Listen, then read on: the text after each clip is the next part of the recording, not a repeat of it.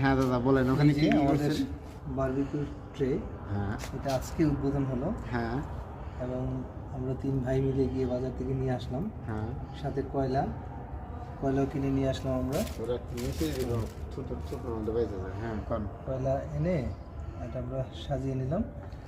এটার উপরে আমরা এটা স্ট্যান্ডটা দিয়ে দিলাম। এগুলো আমরা আলাদাই রাখবো, আর স্ট্যান্ড আর এটা দুইটা একসাথে ইউজ করা যাবে না। আমরা আগে বারবিকিউটা করব, তারপর আমরা শিকানোর জন্য যা যা লাগে সব কিছু রেডি করা হচ্ছে আমাদের। কি কি হচ্ছে ওখানে? ওইখানে মুরগি হ্যাঁ, বারবিকিউ পিস। আমরা মশলাটা যে মাখাইতেছে এটা কেমনে কেমনে একটু যদি বলতেন। এইটা মশলাটা হয়েছে আমাদের প্রথমে মুরগিগুলো সুন্দর করে পিস করে কেটে নিতে হবে, হ্যাঁ। নিয়ে ভালোভাবে শুকাতে হবে। হ্যাঁ শুকানোর পরে আমরা মশলাতে দিব বারবিকিউ মশলা, হ্যাঁ তারপরে সস, তারপর ভিনেগার, তারপর একটু হালকা লেবু দিব, কারণ যেন গন্ধটা স্মেলটা না আসে, মুরগির গন্ধটা যেন না আসে। আনাম একটা লেবু নাকি অর্ধেক লেবু? এটা মাংসের উপরে নির্ভর করে। ডিপেন্ড করে।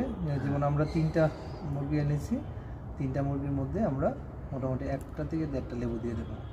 দিয়ে এটা ভালোভাবে মিক্স করে 1 ঘন্টা রেখে দিতে হবে। 1 ঘন্টা রেখে দেওয়ার পরে এটা থেকে কিছুটা জুল বের হবে, ওইটাও আমরা আলাদা করে ফেলবো। আলাদা করে ওইখান থেকে নিয়ে আমরা বারবিকিউ করবো এবং শিকে করে সাথে আমরা ক্যাপসিকাম এনেছি। শিকের মাঝখানে যে ইয়েগুলো দিব, পিসগুলো দেবো, পিসের মাঝখানে আমরা ক্যাপসিকাম দিয়ে দেবো। এই আমাদের প্ল্যানিং।